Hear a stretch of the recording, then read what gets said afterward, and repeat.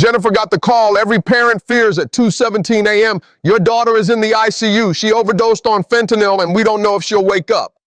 For 2 weeks, Jennifer sat by her 17-year-old daughter's bedside watching machines keep her baby alive. Her story isn't just about addiction.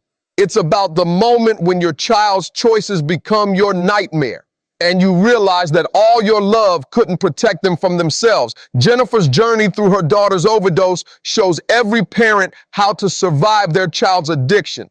See, we think good parenting protects our children from bad choices. We think love, attention, and involvement create a shield around our kids that addiction can't penetrate. But what I learned from Jennifer's story is that addiction doesn't discriminate based on family values, parental love, or household income. Jennifer thought she was living every parent's dream: honor roll daughter, college scholarship, bright future ahead. But that 2 a.m. phone call taught her that no family is immune to the addiction crisis destroying our communities. Let me tell you about Jennifer Walsh from suburban Atlanta. She's 49 years old, works as a pediatric nurse, married to Tom for 23 years, mother to Emma, 17, and Jake, 14.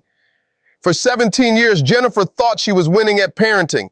Emma was what every parent hopes for: straight A student, varsity soccer player, student council vice president, accepted to 3 colleges with scholarship offers. She was responsible, respectful, and seemed to make good choices consistently.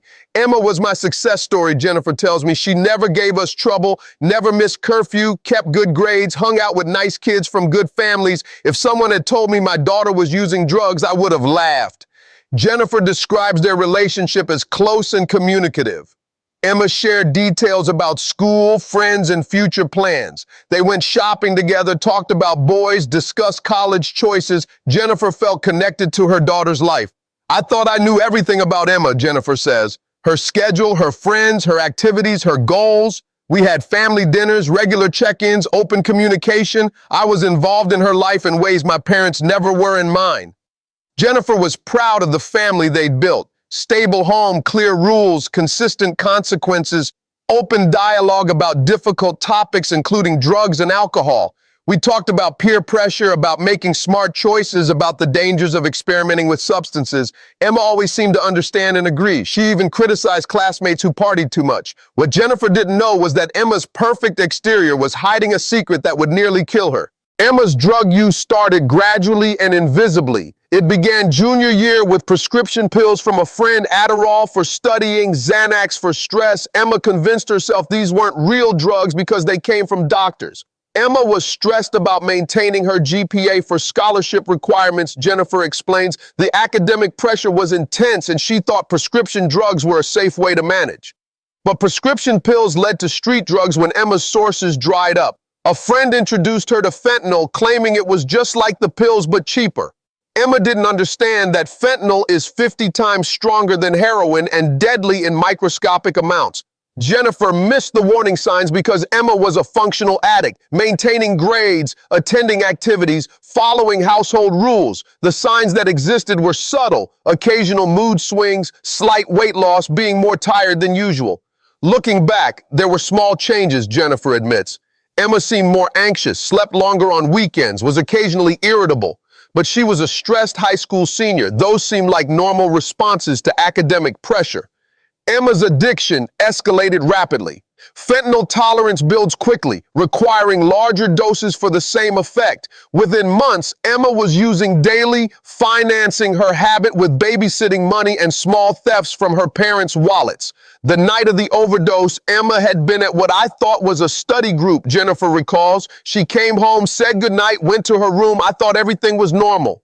The call that changed everything came at 2:17 a.m. Emma's friend had found her unconscious in a gas station bathroom and called 911. Paramedics administered Narcan and rushed her to the hospital, but Emma had been without oxygen long enough to cause brain swelling. I couldn't process what the doctor was telling me, Jennifer says. My honor roll daughter, my college-bound athlete, was in a coma from a fentanyl overdose. It felt like they had the wrong family. Jennifer and Tom raced to the hospital to find Emma on life support. Tubes, wires, machines monitoring every vital sign. The daughter who had hugged her goodnight hours earlier was fighting for her life. The doctor explained that fentanyl shuts down breathing and heartbeat, Jennifer recalls. Emma had been clinically dead for several minutes before paramedics revived her. We didn't know if she would wake up, and if she did, whether there would be brain damage. For 14 days, Jennifer lived at the hospital. She held Emma's hand, talked to her unconscious daughter, played her favorite music, and begged God to let her baby live. I made deals with God, with the universe, with anyone who would listen, Jennifer says. I promised to be a better mother, to pay more attention, to never take my children for granted again. The worst part was the uncertainty. Doctors couldn't predict when or if Emma would wake up, or what her cognitive function would be if she survived. Jennifer's world became the four walls of the ICU room, the rhythm of machines keeping her daughter alive, and the unbearable wait to see if her child would open her eyes again. When Jennifer called me from the hospital on day 10 of Emma's coma, I heard something that broke my heart, the voice of a mother questioning everything she thought she knew about parenting. Jennifer, I told her, you're torturing yourself with questions that have no good answers. You didn't fail as a mother because your daughter developed an addiction. Addiction is a disease that can affect any family, regardless of love, attention, or values. I shared with her something I learned from families dealing with addiction. Good parenting doesn't make children immune to addiction, and addiction doesn't mean you're a bad parent. These are separate issues that got tangled together in your mind. But I also understood her desperation. Right now, you're focused on blame, blaming yourself, your parenting, your choices. But blame doesn't help your daughter recover. Your energy needs to go toward understanding addiction and supporting her healing. I explained to Jennifer the difference between guilt and responsibility. You're not guilty of causing Emma's addiction, but you are responsible for helping her recover. Guilt focuses on the past and paralyzes you. Responsibility focuses on the future and empowers you. Jennifer asked me how she could possibly trust Emma again after this betrayal. I told her trust has to be rebuilt slowly, but giving up on your child isn't an option. Emma needs to know that your love is bigger than her addiction, even while you maintain boundaries for safety. During Emma's hospitalization and early recovery, Jennifer and I worked together on what I call crisis parenting, supporting your child through addiction while protecting your family's well-being. First, we addressed Jennifer's self-blame and shame. Addiction affects families from every background, income level, and parenting style. Your daughter's addiction doesn't reflect your worth as a mother or the quality of your parenting. Jennifer started attending Nar-Anon meetings for families of addicts, learning that addiction is a family disease requiring family recovery. Second, we prepared for Emma's awakening and the long road ahead. If Emma recovers, this is the beginning of her addiction journey, not the end. Recovery requires sustained support, professional treatment, and family commitment. Jennifer researched addiction treatment programs, family therapy approaches, and relapse prevention strategies while Emma was still unconscious.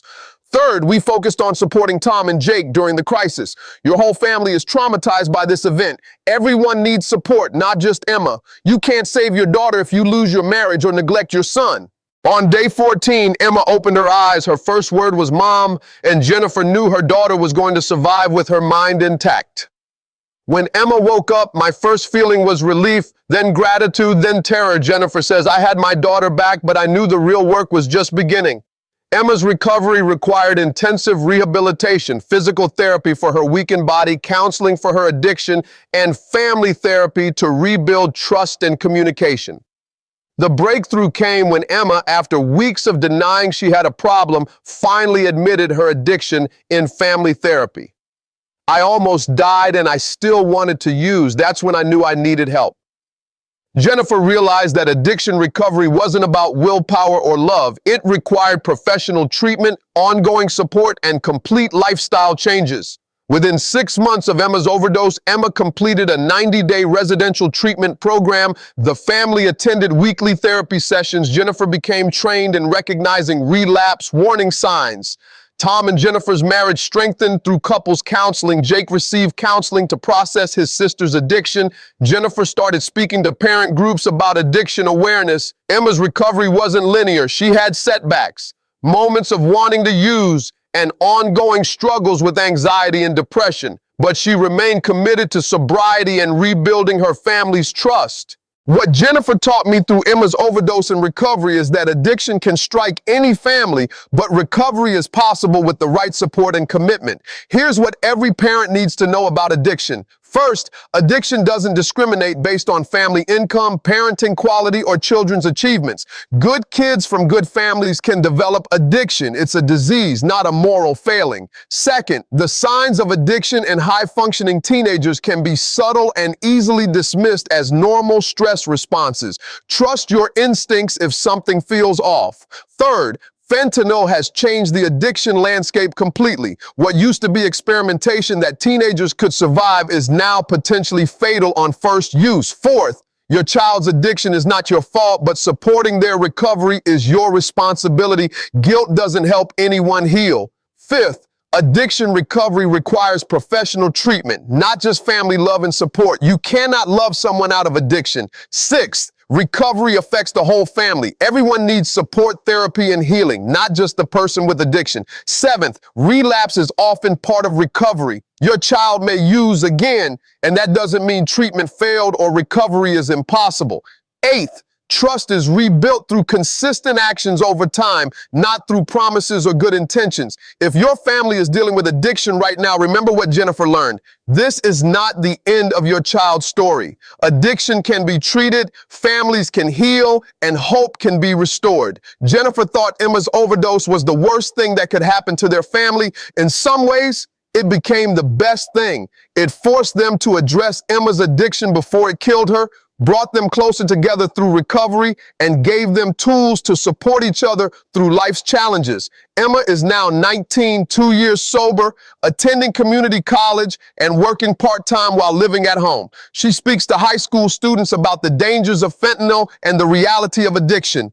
Jennifer has become an advocate for addiction awareness, helping other parents recognize warning signs and access treatment resources. That's not just surviving addiction, that's transforming through it. Remember this, your child's addiction doesn't define them or your family. With proper treatment, family support, and ongoing commitment, recovery is possible. Jennifer learned what every parent facing addiction needs to learn. Love alone doesn't cure addiction, but love combined with knowledge, boundaries, and professional help can save lives. Y'all remember that. Addiction is a family disease that requires family recovery. But families that recover together often become stronger than they were before addiction ever touched their lives. Your child's worst moment doesn't have to become their defining moment. With help, support, and hope, it can become their turning point.